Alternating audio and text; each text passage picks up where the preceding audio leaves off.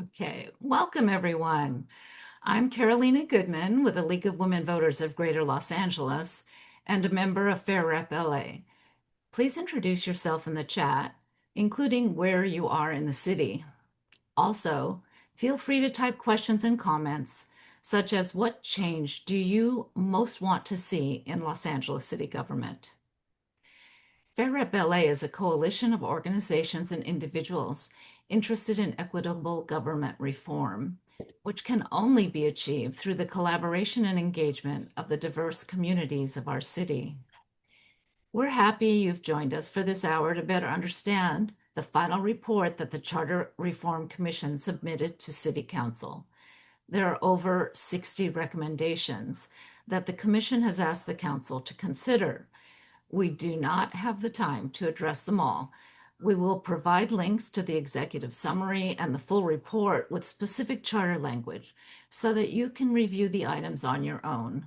The goal tonight is to provide highlights, to point out important supporting details that are missing, and to bring attention to items that were discussed but ultimately left out of the report. The city's first charter was adopted in 1925 and reaffirmed 74 years later by a new charter in 1999. The charter reform process was split between two commissions at that time, an elected commission and an appointed commission, and they also split on council expansion. Unable to choose a single number they thought that city council should expand to, they put two measures on the ballot and both failed. Our neighborhood council system was also established from that charter reform, but with vague guidelines that have made it difficult for neighborhood councils to know what powers they hold and what they're allowed to do when. Today, our city spends significantly more money on addressing issues like homelessness. Back then, we had a larger number of non-Democrats in office, strengthening internal checks and balances. In the last 25 years, there have been 35 individual amendments to the charter, but it's clear that we need a total review in order to effectuate government responsive to all the needs of Los Angeles City. The 2021 redistricting process and the resulting Fed tape racism scandal in 2022 led to the formation of a City Council ad hoc charter reform committee in 2024. And as City Council realized just how much charter reform was needed, ultimately established the current Charter Reform Commission. Unfortunately, the Charter Reform Commission had a frustratingly slow start, which gave the commissioners little time to complete their research and deliberations by the May deadline. The length of time since the last total review of the charter produced an eruption of intense need by actors across the city for charter changes. As a result, the commission had to grapple with and pare down a list of over 100 charter amendments. Although the process was not ideal, City Council does have the opportunity to put before the voters in November some valuable charter amendments that will support better government for the people of Los Angeles. After about 25 pages of introduction, the executive summary describes the proposed changes to the charter in the following categories: planning, infrastructure, and parks, government structure, elections and democracy, ethics and accountability, neighborhood power, police accountability, budget, personnel, and operations.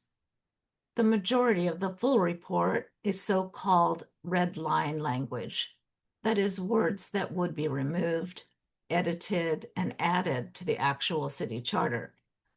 The full report also has an appendix, which contains possible ordinances or laws for implementing charter reforms, as well as other recommendations that the Commission did not formally recommend, but are items that the Commission suggests that Council consider in the near future. Now it's my pleasure to introduce Ross Weistroffer, who will give you the information you need in order to understand the Charter Reform Commission's final report. Thank you so much for that very kind introduction, Carolina. And good evening, everyone. I'm Ross Weistroffer with Fair Rep LA, And I've also been joined this evening by my colleague Rob Kwan of Unrig LA, who will be helping to administer the chat and will be joining us to answer questions and fill in any gaps that might emerge throughout today's presentation. So with that, let's go ahead and move to the first part of the report, which focuses on planning, infrastructure, and parks. Now, I don't know how much of the news or the headlines you've seen about the charter reform process, but while this wasn't necessarily the one that made the most waves in the press, the commission spent a lot of time thinking about planning and infrastructure with a focus on coordination and funding for the complex projects that our city needs to advance. For instance, by empowering a director of public works, they hope to create someone who could coordinate across the many parts of and manage the Department of Public Works and support planning for city infrastructure projects. That director of public works, they intend to be also the core manager of a CIP or capital infrastructure program that is the core of a 5-year plan for how our city infrastructure is and should be improved going forward and how we can find funding opportunities to be able to advance that infrastructure. Again, beyond coordination, there's just a simple matter of funding. Among the recommendations include allocating and requiring in the charter that we allocate an increased part of the city budget for infrastructure and parks. But when we delve past these initial recommendations that are focused in the report, we start to have, or at least I start to have, some interesting questions. The Board of Public Works, for instance, is still in control of the direction and policy of the Department of Public Works. And I think it's reasonable to question whether or not this charter language goes far enough in empowering the director to really be the chief infrastructure coordinator for the city. Similarly, for the capital improvement plan, I think the question emerges of so much of this plan, as listed in the report, is to be defined by ordinance, by law going on later on by the city council. I think for me, the underlying question is, does the charter language describing this capital improvement plan go far enough? Is it helpful and detailed enough in describing a plan that can really help coordinate amongst all the different projects and plans for our city's infrastructure future? Similarly, although it is, of course, important to very explicitly allocate funding for really important projects like infrastructure, like our city parks, there's also the question of whether or not this will directly improve our infrastructure and parks. What we don't see in the report is a clear a clear specification of just how much additional funds above and beyond what's currently budgeted will end up going into the hands of our parks and our infrastructure. And I think the question is, when we look at the charter language, we see that this allocation of funds ultimately goes to the Department of Public Works and to our Department of Recreation and Parks. Charter reform alone might not be enough to ensure that these departments execute and deliver the infrastructure and parks that we want to see. And it's the old underlying question I have of how will we hold our city government accountable for ensuring these funds are used wisely, efficiently, and effectively. In addition to the reforms that the report proposes and focuses on, we also have a number of other related reforms, including allowing the Department of Recreation and Parks to sell and transfer land, changing some of the ways that our urban planning system works to try to make it more streamlined and more efficient, and removing the current charter ban on city business enterprises to allow us, the city, to be able to perform business functions and potentially sell and gather funds and revenues. But what we also saw in front of the Charter Reform Commission ourselves is that some reforms were left out. Fair Rep LA coalition member Abundant Housing LA, for instance, and ACT LA, the Affordable Housing Coalition, did not have the reforms advance. And when affordability, especially when it comes to the cost of living and rents, is on the top of everyone's minds, there's an underlying question of whether or not we are able to advance charter reform that goes far enough in making it easier and making it easier to be able to build housing in Los Angeles in a way that is affordable. There's also the fact that the report defines and really digs into this question of, to use a very complicated phrase, council member prerogative, or to put it another way, council member control over land in their district. As of right now, a council member can potentially threaten to hold up a project through what's called Charter Section 245E, which gives them control to be able to intervene in a project as it goes past the City Planning Commission. And ultimately, the commission chose to incrementally reform this ability to try to introduce new deadlines at which the city council had to act rather than removing this power entirely. Does that go as far as people want or as far as people need? That remains to be seen. Finally, we also had a lot of discussion in front of the commission about something that isn't in this commission report at all, which is the struggle to reorganize street departments. Uh, in October, advocacy group Streets for All argued that effectively it believed that different parts of how infrastructure works across our city should be consolidated across different departments and suggested that to try to streamline the process of who controls what across all different parts of our streets.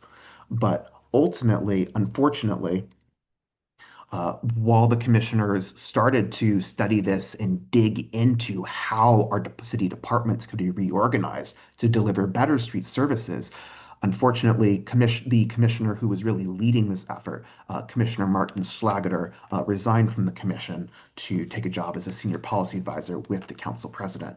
And as a result, ultimately, the commission, too, simply running out of time, decided to push continued study of this reorganization of departments to city council.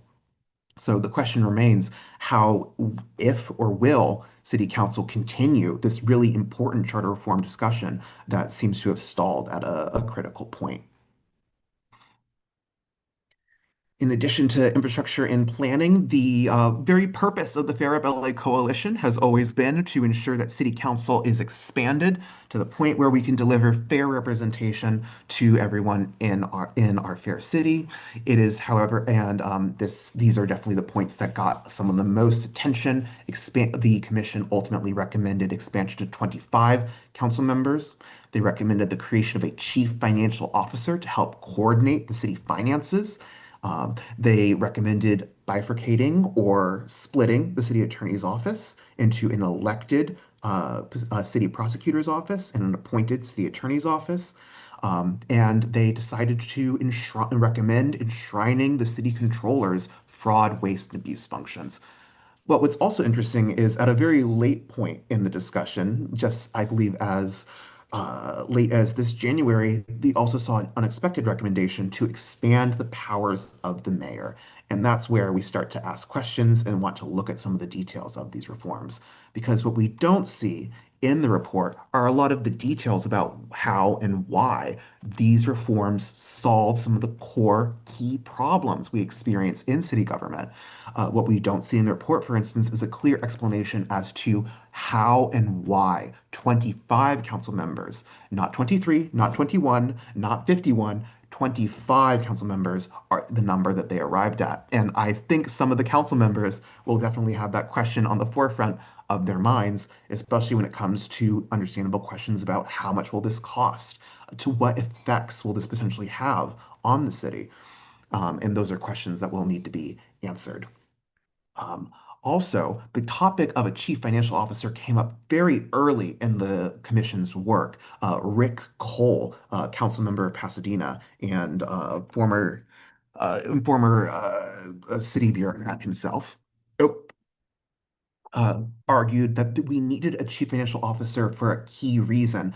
The city's financial functions are spread across four different individuals: the city controller, the Department of Finance, the city administrative officer or CAO, and of course the mayor. And he recommended consolidating some of these functions in a CFO.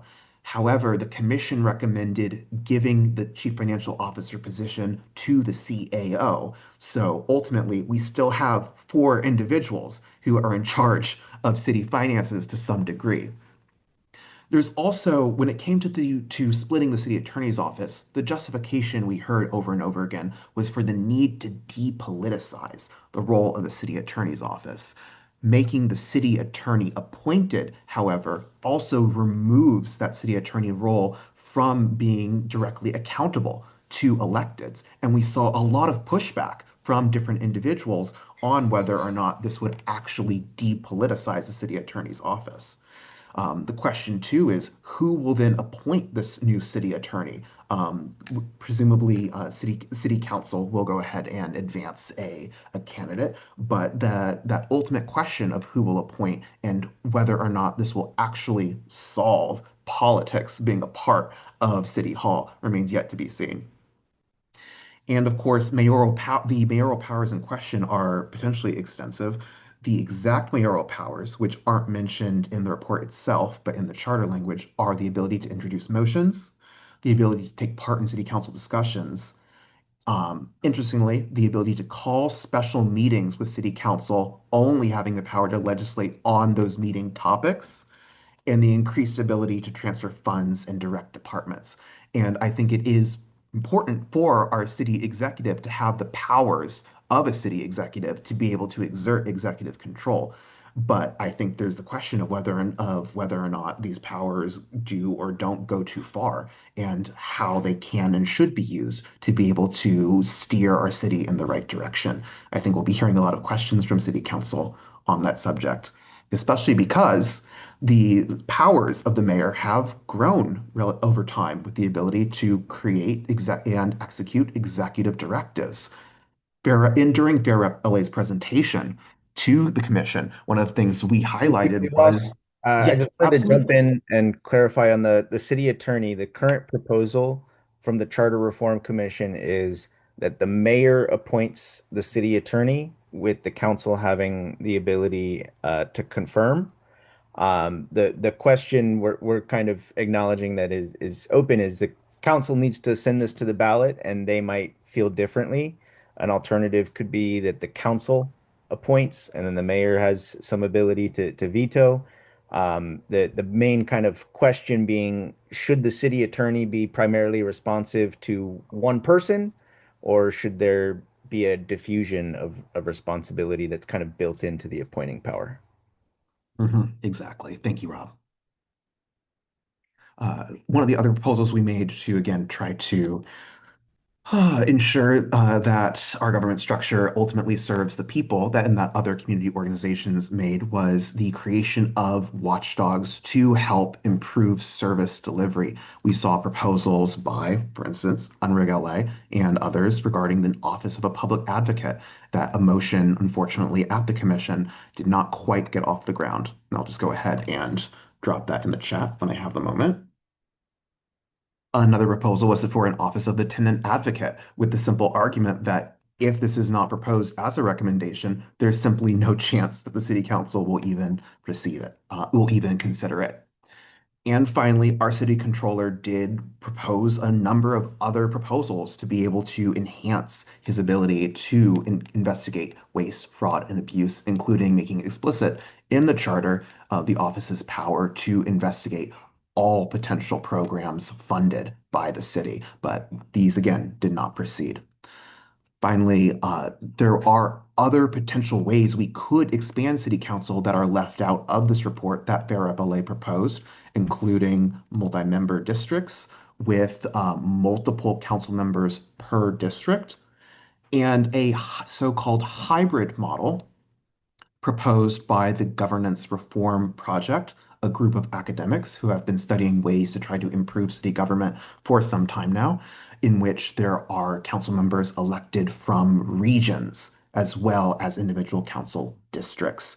And we propose different ways that you could potentially organize these regions in our presentation, which you are welcome to check out later if you so desire. But regardless, these are still potentially ways we could expand city council, even though these are not in the report's formal recommendations. Moving on to the elections and democracy section, this is where we saw a lot of public engagement, especially by FAIR-UP-LA coalition partner Cal RCV, around ranked choice voting and other ways to try to improve how elections are representative and responsive.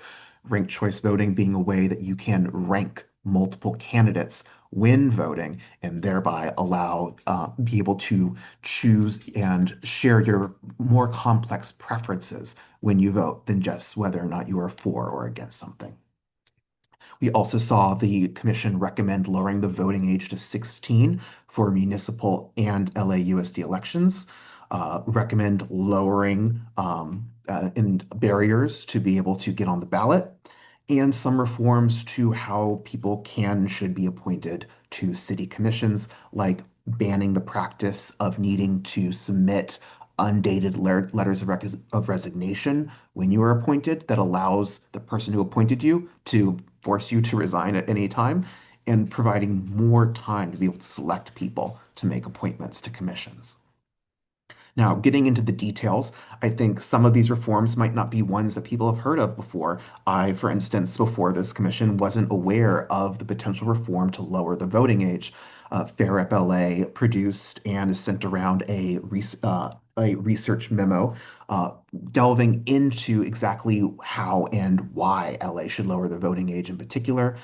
This has been a movement for LA Unified School District students to be able to elect members of the Board of Education for a while now. Actually, while that effort and that movement was disrupted by COVID, it's heartening to see that effort potentially come to fruition here. And it's also a good reminder that while these recommendations are merged into one, it's possible they may end up being split to lower the voting age for school board separately from city and municipal elections. Also getting into the details, I mentioned in the report very vaguely mentions lowering barriers to getting on the ballot. So let's talk about what exactly that means. As of right now, you need to submit valid signatures from at least 500 registered voters. And in practice, we know that means more than that. It also means that, again, this task is much easier for people who have the funds to be able to pay people to gather those signatures for them.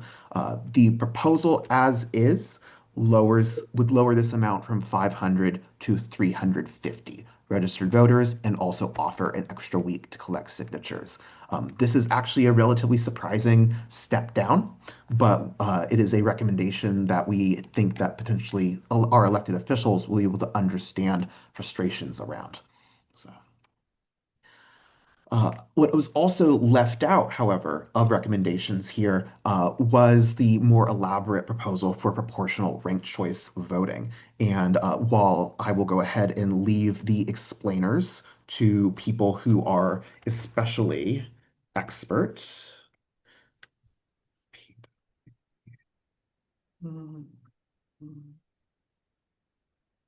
The reason why so-called PRCV or proportional ranked choice voting, which tries to allow the people to be represented by the percentage of voters of votes that they make. The reason why this was so contested was because we have seen it used in other cities, as in Portland's most recent election, and the results produced much more diverse groups of candidates and allowed for BIPOC members to be better represented on council. An analysis of the way PRCV could work in Los Angeles also resulted in analyses that seemed to indicate it would be much more likely for members of different racial and ethnic groups in Los Angeles to be able to elect members of their choice and fulfill that legal promise made to them in the California Voting Rights Act that they'd be able to do so. Other proposals, recommendations were also left out. There was a proposal to allow more individuals who are not the mayor to be able to appoint to commissions, a proposal to allow non-citizens to vote, as they do in San Francisco for school district, I believe. And there was the assumption that by allowing young people to vote, they would then be allowed to be appointed to boards and commissions, but that recommendation is not made clear in the report. As Carolina mentioned, however, one of the biggest reasons why charter reform exploded in Los Angeles was because of issues of ethics and accountability. And the commission recommended creating an office of an inspector general in the Ethics Commission to be able to go after and investigate some of these sources of corruption, as in regards to very big deals around the use of land in council members' districts and being able to give the Ethics Commission more independence with an independent office of General Counsel to be able to give them legal advice separate from the Office of the City Attorney. The commission also recommended new rules to be able to suspend council members, as well as requiring vacancies on council with more than a year left in their term to have to be able to be filled by a special election. Now, to dig into the details, however, the reality of these proposals is a little more complicated. Not only is an Office of the Inspector General and General Counsel simply expensive, with the Commission recommending a protected budget of 10 million, I believe, for the Ethics Commission. There's also the other question of how exactly this Office of the Inspector General will be implemented. For instance, this charter language says that the Office of the Inspector General will be a quote unquote first among equals as an auditor. That sounds all good and well, but it is the question of what will that actually mean in practice with all the other auditors in place across City Hall. The Ethics Commission already has a team of enforcers and legal investigators. What will it mean for this reform to actually be implemented? The devil is also very much in the details when it comes to these new suspension and removal and replacement rules. For instance, what the commission actually proposed was an increase in the number of council members voting in favor in order to be able to suspend a council member. They are moving from a simple majority of council members to three-fourths, or from 8 council members required to 12. And it should be emphasized that in order for a council member to be suspended, they still have to be charged with a crime, either a felony or a misdemeanor related to the execution of their duties. To my knowledge, Los Angeles doesn't have a problem with it being too easy to suspend council members charged with a crime. Quite the opposite. Unfortunately, we do have council members who have been charged with felony charges based on corruption and use of their official powers, but they're still on the council. The other issue with the charter is the exact language making clear what exactly happens after someone is suspended. The charter language says that a quote temporary manager will be appointed, but it's not exactly clear who they are or what their job is. So it's still, I think, an open question as to whether or not these recommendations really make it easy to get to the bottom of what would happen when someone's suspended. There's also, frankly, ethics and accountability actually makes up a huge part of the recommendations made by this commission. There's a really fantastic basket of reforms that were requested by the Ethics Commission, including a seemingly commonsensical ban on being able to use campaign funds to pay certain ethics-related fines. And there's also some might think this even goes too far, but one of the recommendations allows the Ethics Commission to put ordinance changes related to its to ethics' duties on the ballot.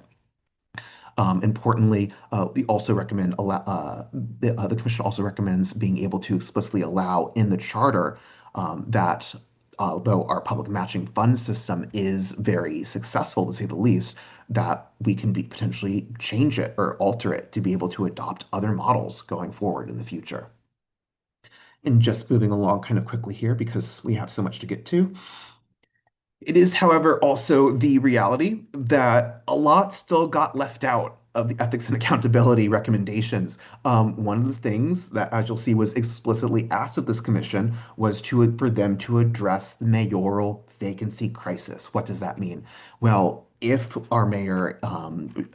we lose our mayor potentially, I think that's an open question as to what exactly will happen without the mayor. The charter makes clear the council president acts as acting mayor, but how long can they be acting mayor? What exactly will play out? That's not specified. There's also the question of who will decide if or when an office is vacant. And something that was explicitly asked was by the city clerk. The city clerk in the charter is the office who has to make that difficult decision and move that process along. And they understandably would like a lot more clarity about exactly how that process will work, so they aren't put on the spot when that comes forward. Finally, FAIR LA did recommend changes to how we replace our council members and elected offices with ways that are more transparent, more democratically accountable. Cities like Columbus and Salt Lake City, for instance, make very clear in their charter that you have to have an open application process and allow people who aren't City Hall insiders to apply for council seats. And finally, in Southern California, multiple cities ban appointees from running it for office immediately after they are appointed. Again, making sure that individuals who are appointed are there for the right reasons, not to be able to necessarily have a leg up on the next upcoming election.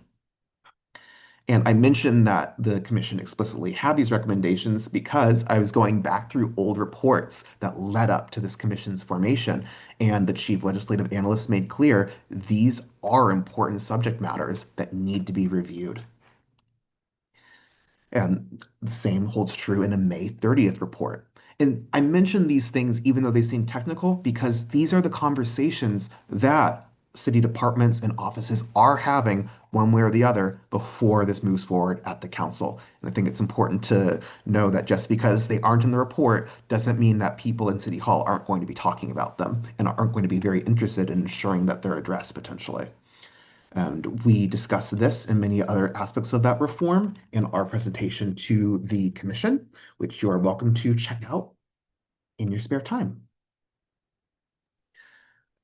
Carolina also mentioned the subject of our neighborhood council system, and it's the reality that although it's gained so much, it's really fleshed out and developed as a important part of our civic fabric. It is simply the reality that there's a lot more details that need to be fleshed out in our city charter. The commission report focuses on expanding the Board of Neighborhood Commissioners, allowing neighborhood councils to be able to select 2 at-large seats on that board, and creating a separate queue and public comment for neighborhood councils to deliver community impact statements to city council. And the report phrases it as straightening neighborhood councils. And to make clear, that recommendation is to just make very explicit in the charter what even exactly do neighborhood councils do. And also, can they allow consent calendars on their agenda, which feels like inside baseball, but for someone who's a member of neighborhood council knows this will help them plan for the future.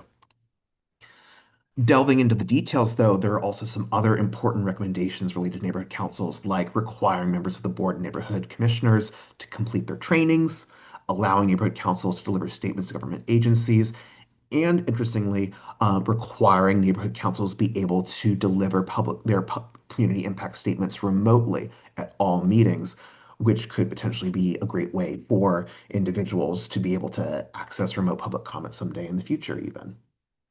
But that's still just the tip of the iceberg. The Los Angeles Neighborhood Council Coalition delivered a really expansive report of so many more recommendations that I can't even get into, but I highly recommend you check them out if you are at all interested in neighborhood councils.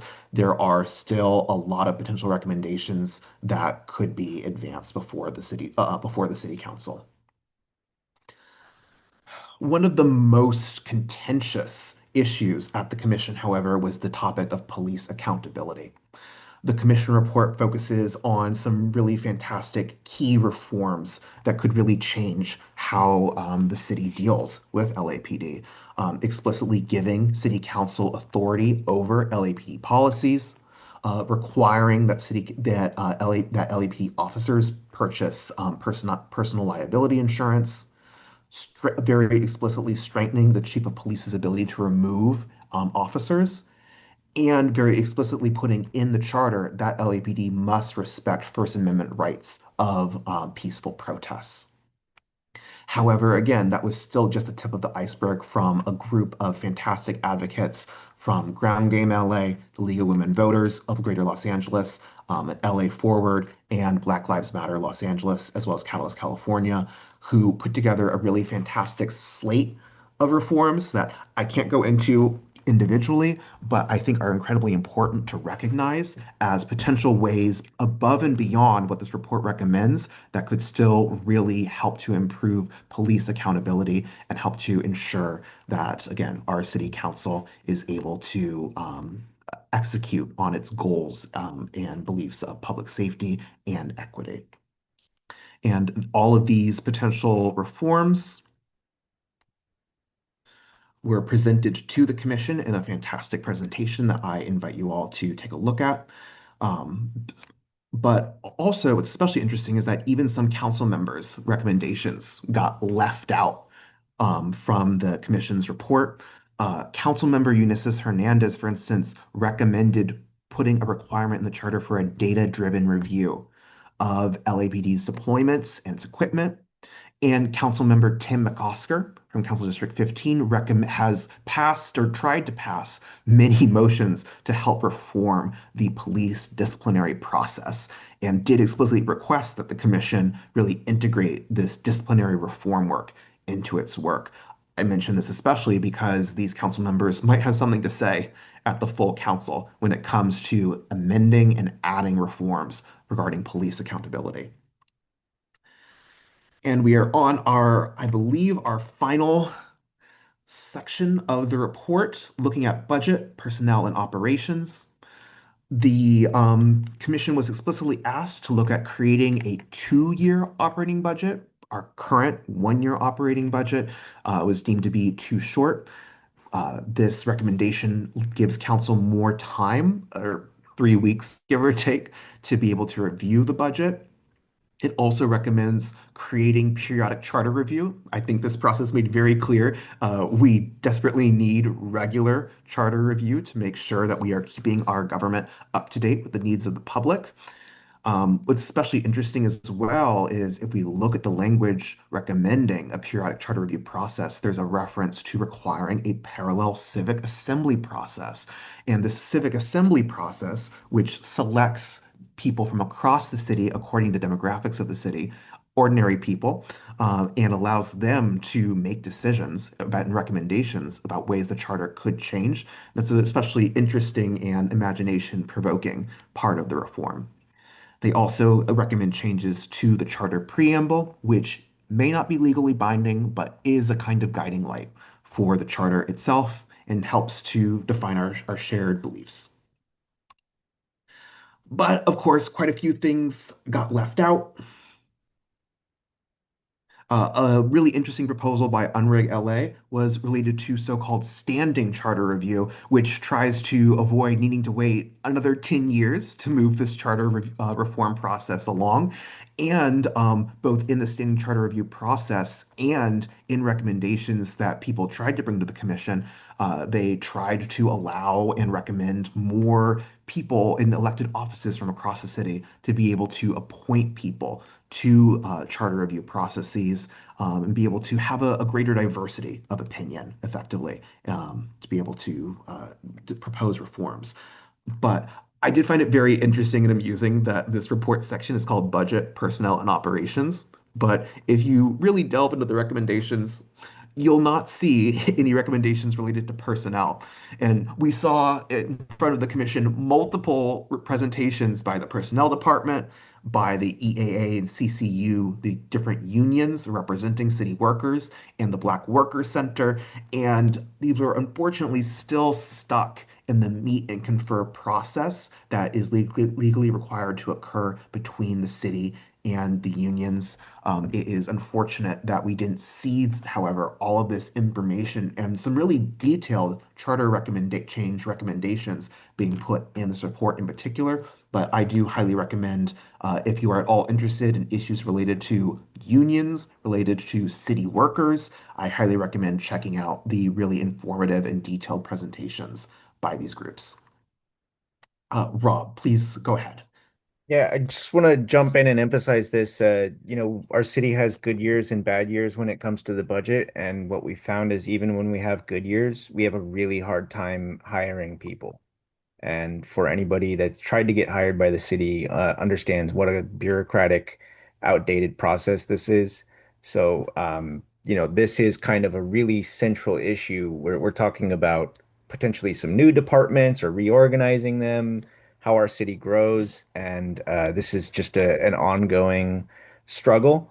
And there's very little time for the city council to do that over these next 2 months. So I would just flag this as a really, really important issue where we will hopefully see a lot develop over these next 2 months. It probably won't be what we were hoping for as far as big structural changes, but at least some small tweaks around the edges.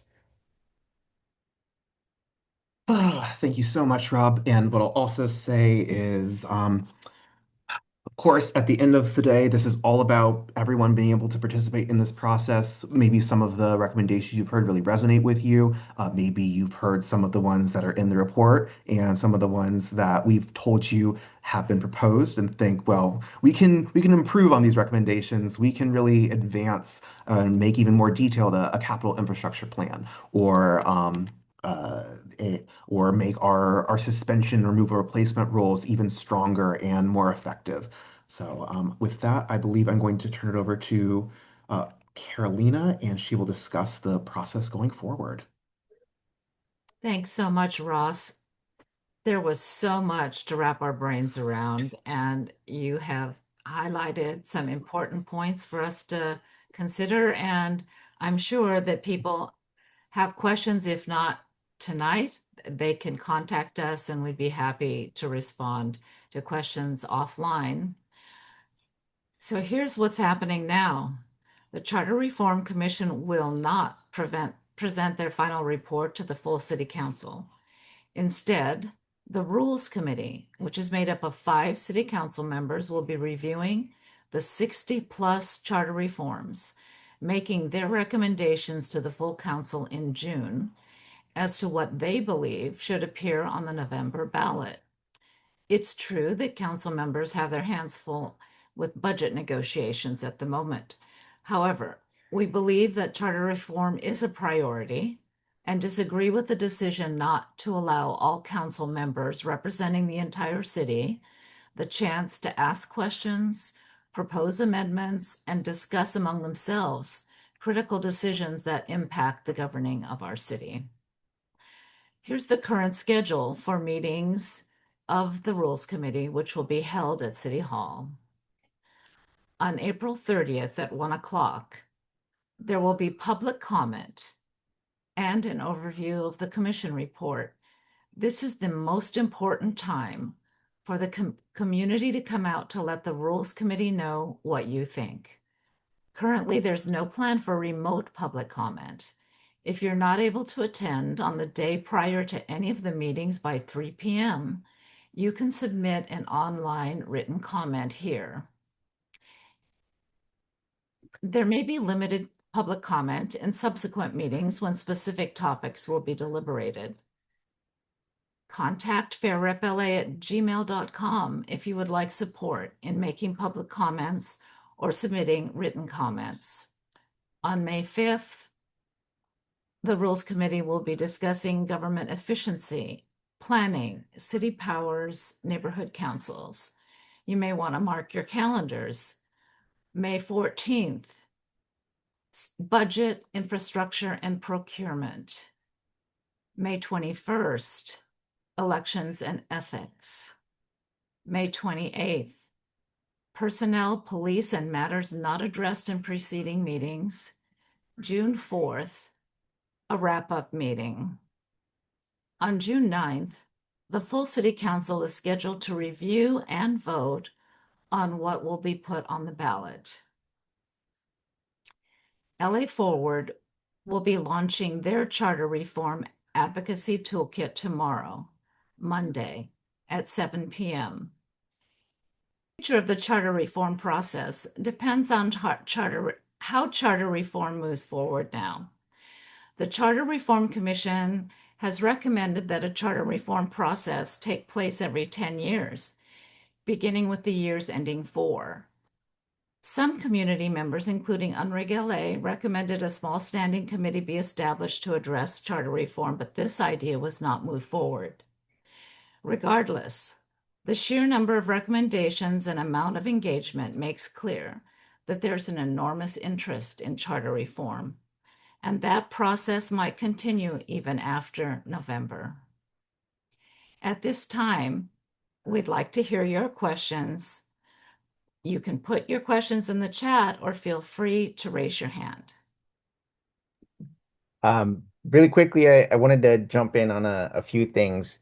One, apologies for the Zoom bomber. I hope you didn't see that over to the side. Um, a few other things. Written public comment, you can submit at any time. Carolina mentioned 3 p.m., and that's just because we are stuck in our Charter Reform Commission ways where they required you to submit written public comment by 3 p.m. the day before. That doesn't apply here. Although I will note that it takes a little bit of time for the city clerk to actually approve uploading public comment. So you still do probably want to make sure that you get your written comments in a day before. Um, Another thing to flag is the schedule we are looking at right now is just tentative. We will see a public hearing schedule released for the Rules Committee. I'm assuming early this week coming up. And that will give you, the firm dates that they have for the Rules Committee. And just to kind of give you a concept of what's going to happen, the first meeting is just, a presentation. The council president has asked his colleagues, and in particular, this is very important for those that are not on the committee, that if they have an amendment that they would like to have considered, they introduce that by this Friday, May 1st. The committee, we don't know exactly how things are going to go through, but they do have things broken up by individual topic of conversation. So that is gives you an idea of what will be considered at each of those dates. Presumably, they will be casting important votes, maybe asking for reports at those meetings and asking for all of that to be revised. And that's that June 4th meeting, the wrap-up one, where they're probably going to be looking at a completely revamped set of recommendations. And then it's going to go to the council. We don't know exactly what the process is going to be like there, but again, keep in mind there are a couple important dates. They need to request the city attorney to prepare the specific resolutions by June 17th. And then by June 6th, 26th, they need to take a vote to officially send it to the ballot. So there is still time towards the end of June to make small tweaks and changes, but the 17th is a really important vote where they are saying, "City attorney, come back with us to us with the final language." So I just wanted to make sure everybody had a kind of perspective on the runway and where we're headed. And we are again happy to take any questions you have. If you've got them in the chat, great. Or if you'd like to raise your hand and offer a question, happy to hear those as well.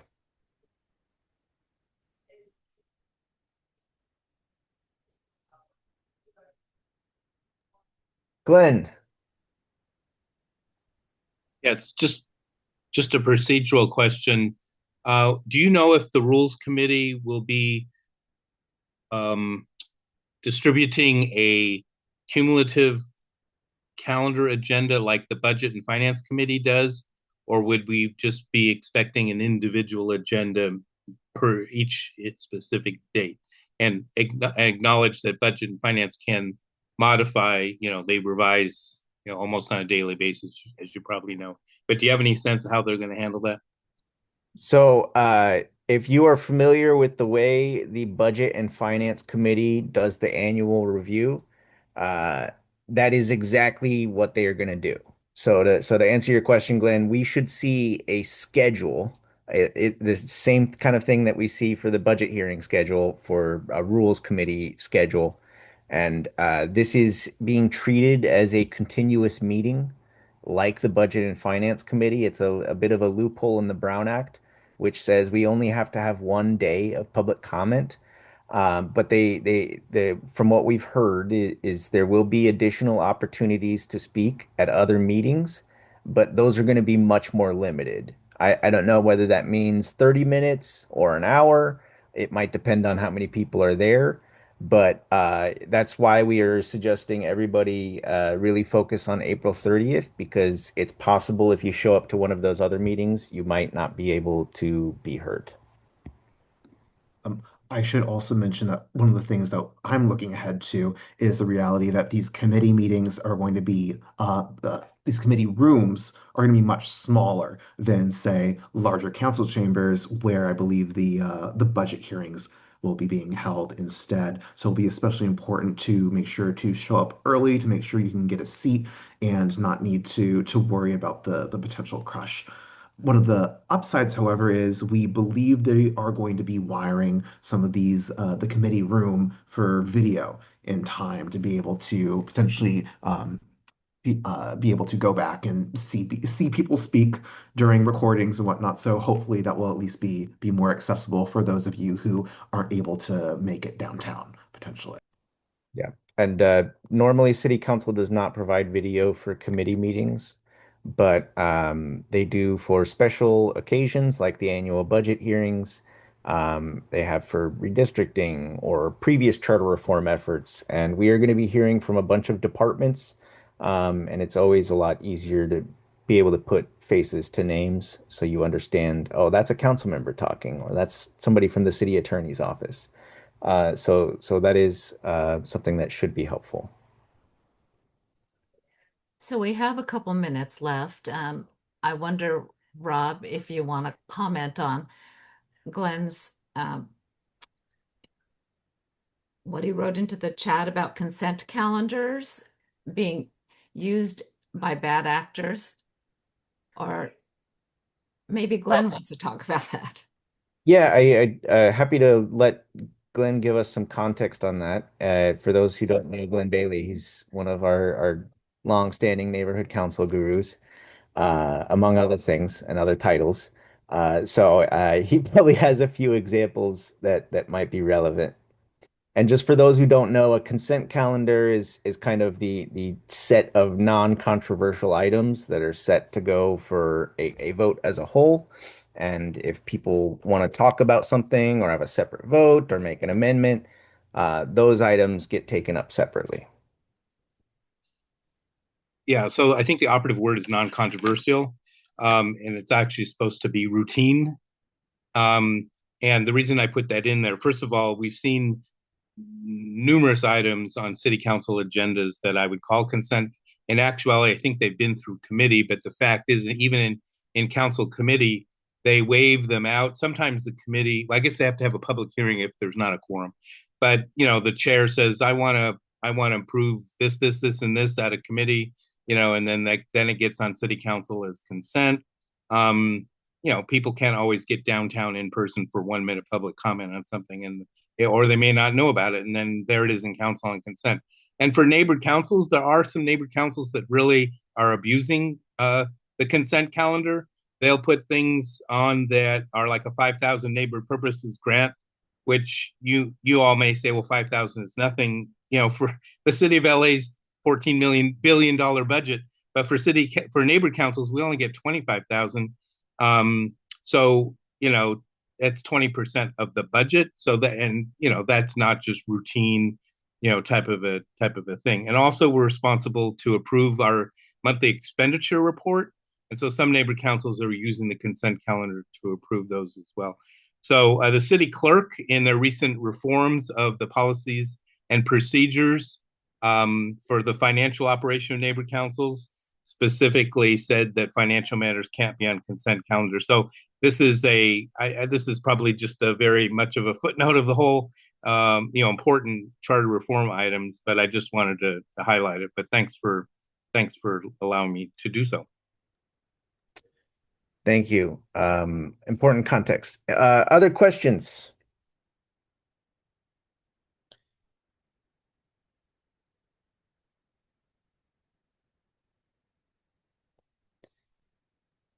Don't feel bashful if you've got a random charter reform that you care about, or just an idea or amusing about City Hall. We do have time and space for questions. Glenn. Well, I just wanted to just maybe your comment regarding, sorry, can we drill down a little bit more about city council expansion? Any insights on how that may be received by the council, and do they have the opportunity to consider any alternatives? I assume they could amend the recommendation for 25 one way or the other. But anyway, to me, that's a very important issue that, frankly, the neighborhood councils weren't able to weigh in on. And maybe if you could expand on that a little. Thanks. That's yes. So they could change this and say we want to go in a different direction and look at some of those alternative models that Ross mentioned, like proportional ranked choice voting with multi-member districts, or having a combination of districts and regions, like the Governance Reform Project recommended. They have all kinds of freedom to take this in whatever direction they want, as far as a completely different system or just tweaking the numbers. So that could mean going up or going down. I think realistically speaking, it's not likely that they go up, just because we only have a couple council members who have expressed interest in going higher than 25. And we only have a solid core three of council members who have been outspoken about supporting 25 or more. So there will be a bit of an effort to try to get members to embrace something that high that is required. I don't know how that's going to go. I know that a lot of people were hoping to see a kind of vision for what this would look like. Also wanting to see how this fits in the bigger picture. Are we fixing our issues with departments and authorities so that, that the administrative size is cleaned up? Or are we simply adding more cooks to the kitchen and mouths to feed, yada, yada, yada? So there are kind of some bigger structural changes that I think council members are going to want to see, and feel comfortable with, so that they actually feel comfortable with increasing the size of the city council. There are also a lot of questions to be answered as far as cost, and some questions that were not addressed by the Charter Reform Commission, like should city council's meeting schedule be altered? There are other cities, like New York City, that they meet once every 2 weeks. But they also have a much, much bigger city council. So, do we pair this with a reduction in the number of required council meetings? Is there any other things that we need to do? Because currently, sometimes city council only allows 30 minutes of public comment. So, are there other steps we need to take to make sure that the opportunities of public comment that we do have at the council meetings that we do have are improved and valuable? So I think there's a lot that the report leaves to be desired as far as details. And to just clarify, their current proposal is that we would not increase the size of the city council until 2032, when we redraw the lines. There's currently a proposal in this recommendation that some of the council members get stuck with 2-year terms for the transitions purposes, and everybody will be on the ballot in 2032. So there are a lot of things for people to think about. That's kind of unavoidable as far as putting everybody on the ballot to implement this. But there are other options, like giving council members 6-year terms during that transition. So people being elected right now could potentially get an extra 2 years. That would make the process a bit less disruptive, a bit less costly. There are also considerations that need to be made that can only be made when we know what number we're talking about. So I expect one of the first things that we hear, if we don't hear it on Thursday, we will see it by Friday in a motion, is someone asking for cost estimates. And those cost estimates are going to depend on the number of seats we're talking about. It's also going to depend on, do we lower the qualification threshold to get on the ballot? Because that's going to marginally increase the number of candidates we have. We're also going to need to think about, do we do ranked choice voting? Because if we're eliminating primaries, that's going to save us money. We're also going to need to think about, not just cost for the administration of elections and what we have to pay the county, but cost for the Ethics Commission, cost to the Ethics Commission's matching funds program. There's a lot that needs to be considered as far as infrastructure in City Hall, office space, the number of seats around the horseshoe where they have their council meetings. So a lot of that is to be determined, and I think those are going to be important conversations to be had. Do we have time for Liz's question? I think she's thinking about what it might look like in November on the ballot. There's no way that we're going to have 60 ballot measures. So, what's your um, estimate of what the November ballot might look like? Nobody knows. And this is kind of a question that's largely up to the city council, and I would guess that they will probably break this up into some pieces, but there is a bit of a limit to how much we can break things up.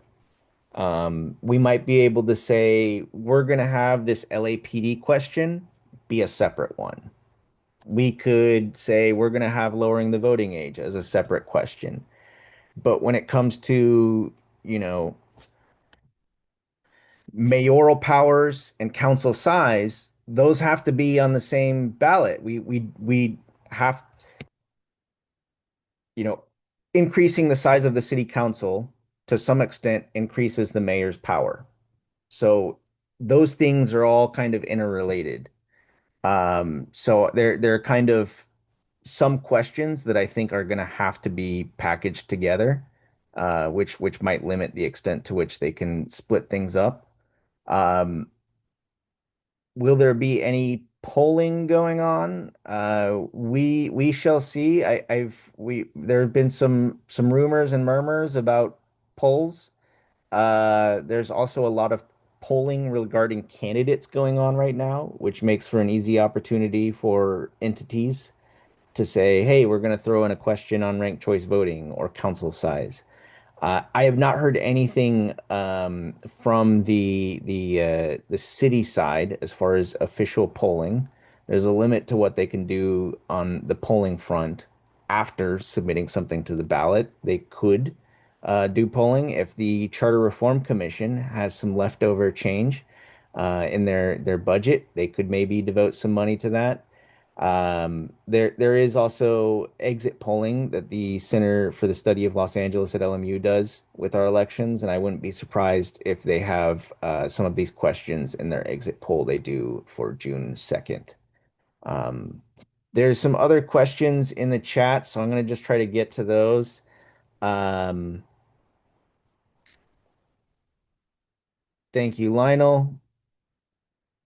Lionel in the chat mentioned there is a budget and finance advisory committee that has been working to look at budget and finances of the city, a little bit of overlap with this Charter Reform Commission. They meet, their next meeting is May 1st. I believe they meet the first Fridays of the month. Lionel says 1 p.m. These meetings have not necessarily been super well attended. And there's another question in the chat. Is it worth focusing on the stuff they left out in public comment? Um, I would encourage everybody to keep in mind that we have 2 months 2 months for the city council to figure out what they want to do. And that does not leave a lot of opportunity for a ton of significant changes. However, I expect our city council members to be making a lot of changes to these reforms. And it all kind of depends on I would just say that if there's a particular reform you want to see that's not on the table, the advocacy is really important early. It's highly unlikely that when this gets to the city council in mid-June, they're going to be able to make a significant change. So do not wait until this gets to the full city council. Um, I would encourage you to be very engaged through the committee process. And the deadline for submitting a motion is this May 1st. So if you've got a serious idea you want to see, incorporated or studied, it's really important that you either get one of the committee members, those five faces that Carolina showed you. Again, that's the council president, Marquise Harris Dawson, Nithya Raman, Katie Yaroslavsky, Hugo Soto Martinez, and John Lee. Those are the people that are going to have a really big hand in this that could say, I want to study this, I want to take this in a different direction. But the other council members, if you've got a good relationship with one of them, you might be able to get them to introduce something to put that on the table. So, we usually have a really limited opportunity in verbal public comment at these committee meetings. You do have an opportunity to get in more detail in written public comment. So, to the extent that you have some stuff written down, put together, you're able to get a lot more done. I would, I can't tell you how to focus. That's kind of a personal, subjective choice. Um, but I would just say that if you are thinking about the things left out, uh, the time to emphasize and focus on those is in the near term. And yeah. Other questions in the chat. How can we extend the time? And if you could just clarify the question, if you want to unmute yourself, that's more than okay, or just reply in the chat. Are you referring to extending the time for city council to consider things, or time for public comment, or what?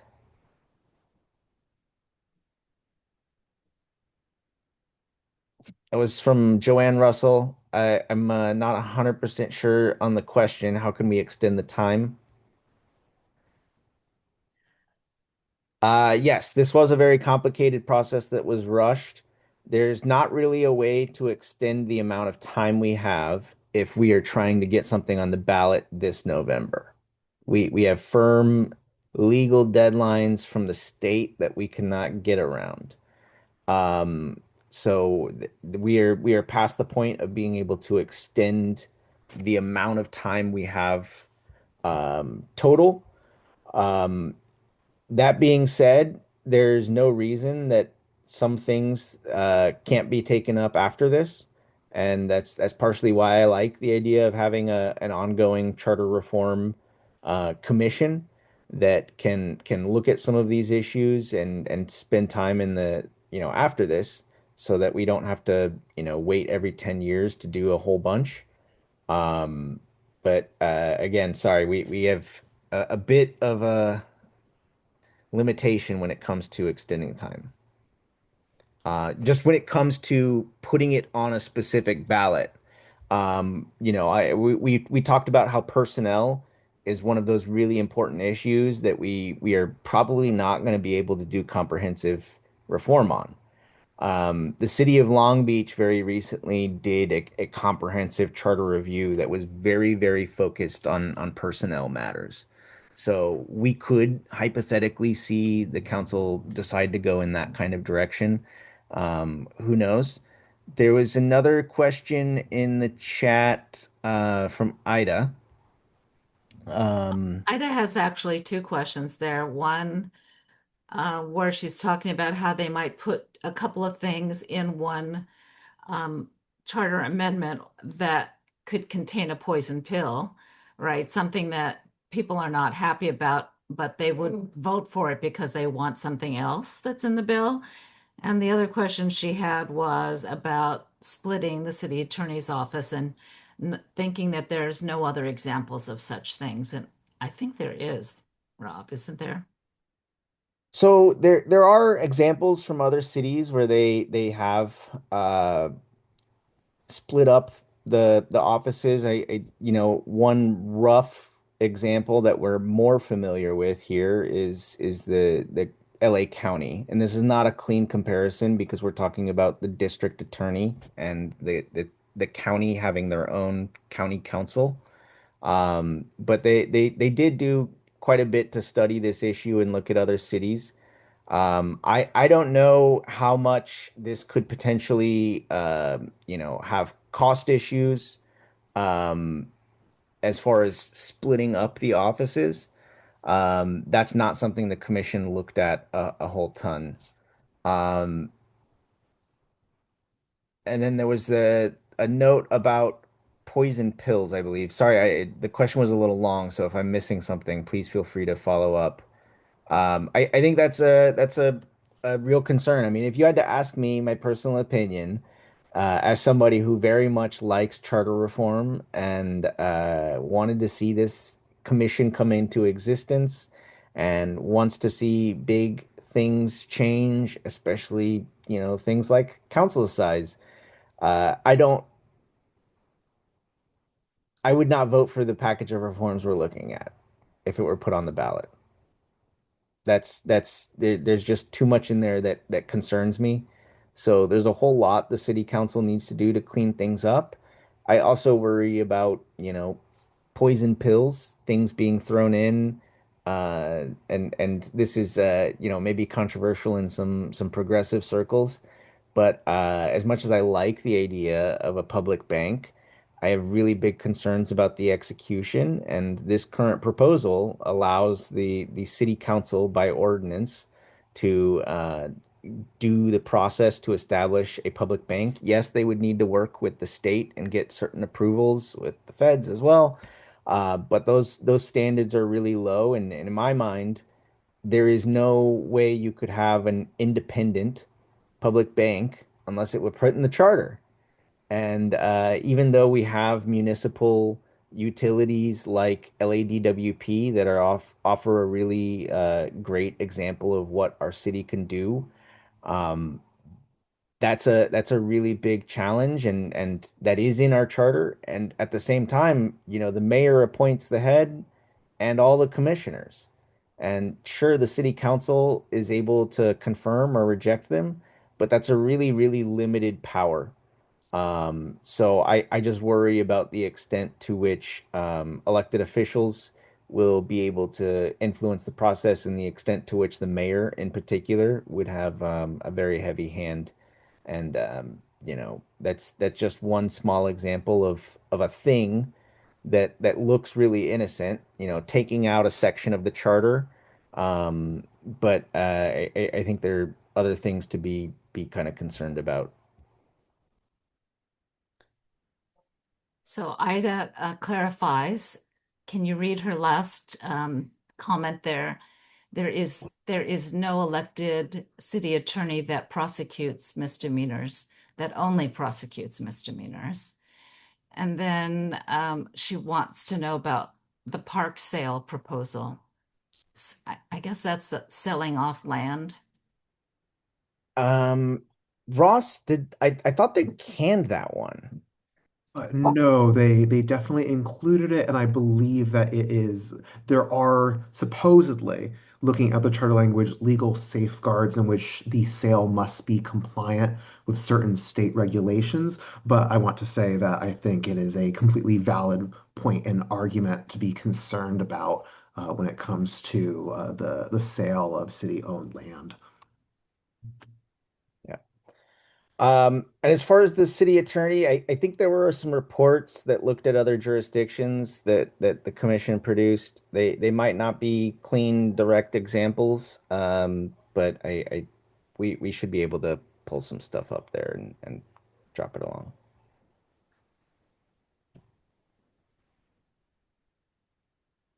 last call for any questions. I'll go ahead and briefly abuse my microphone authority and say that I must say the categories of the different meeting subject matter as is are still kind of confusing. Do you have any idea if we should expect some kind of clarification as with the schedule as the process moves along, or just hope for the best when it comes to all other matters not considered and other subjects? I can't for some of this stuff as far as what the council president says is matters not addressed in preceding meetings. I don't know what that means. I think it's intentionally supposed to be a catch-all. But generally speaking, we should have a better indication of what's happening on certain dates when the public hearing schedule comes out this week. I'm assuming it'll be out this week, just because there's some things mentioned in here like government efficiency. I don't know what that means. There's elections and ethics, and I assume that council size is in there. And we've heard that is a safe assumption, but it's not 100% clear. So for some of these things, it leaves a bit to be desired as far as detail. And hopefully, when that schedule comes out in the coming days, we have a better idea of exactly what is coming in those meetings, and they might even do us a favor and offer some more clarity on what we can expect under matters not addressed in preceding meetings. That is helpful and hopefully will be a lot more specific. I also just want to indeed briefly touch on the question of whether or not land suitable for park use, unsuitable for park use can or will be sold. The proposed charter language the commission proposed says that the only parts of the park that can be sold must be, quote, not viable for use. And I'm happy to go ahead and share the language about how they determine viability, but the exact law it must be compliant with is the California Surplus Land Act, and any proceeds from the transfer must then be used by the department to develop or improve a public park. I just mentioned these things because part of the discussion the commission had did revolve around ensuring the charter language had some multiple explicit legal protections. Whether or not you agree with them that that's sufficient is an entirely different matter, though. So, And just because we had some fun conversation about the city attorney, I would say this is a thing that I'm, you know, used to be a lot hotter on, and it cooled down a bit, and I'm still thinking it through. And a few of my concerns would be who is appointing the city attorney? Is it the city council or is it the mayor? I think we would be better off having the council do it, but I don't know about exact process. And that's something to be thought through. Another thing to think through is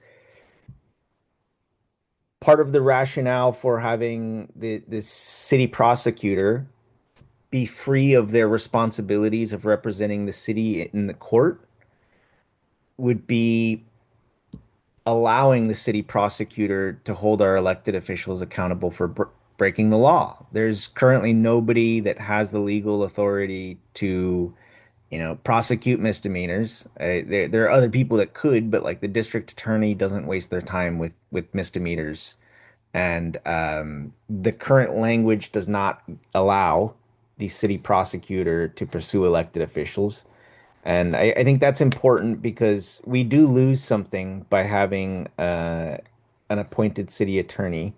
The city attorneys in the past we have had have on occasions strayed from their job and maybe gotten into some of the policy making end of things. But this is a really murky area, and there are some times where the city attorney is recommending a policy choice because the other one is either illegal or not on safe legal ground or for whatever reason. And there are times where the city attorney has to speak up and say, hey, that doesn't meet the Brown Act. You have to have public comment, or you can't censor people in that way, or you need to follow up on that CPRA request. And uh, an appointed city attorney will always be a bit more subservient to elected officials than one that is independently elected. So there are pros and cons to a lot of the proposals, but for that one in particular, I think that is one of the more weighty, significant decisions that will have to be on everyone's minds. I will also say that although I personally am not always in agreement with or a big fan of our current city attorney, I did really appreciate the letter that her office wrote to the Charter Reform Commission that really went into extensive detail about the history of the elected city attorney's office and the reality that the city attorney's office has very frequently over the last century been critiqued as being too political and too politicized. So I'm going to go ahead and share that letter in the chat for those of you who are real history buffs who want to learn a little more and did sort of sway me when it comes to understanding the different arguments that have been had about this office and how it can and should operate. Again, over the last 100 years almost. So. All right. Well, if anybody has just been burning, waiting to ask a question, this is your absolute last opportunity. Otherwise, we will see some of you on Thursday at City Hall or at upcoming meetings. Appreciate you tuning in. Carolina Ross, any last words? Hope to see some of you all at the Rules Committee, and I'll be there.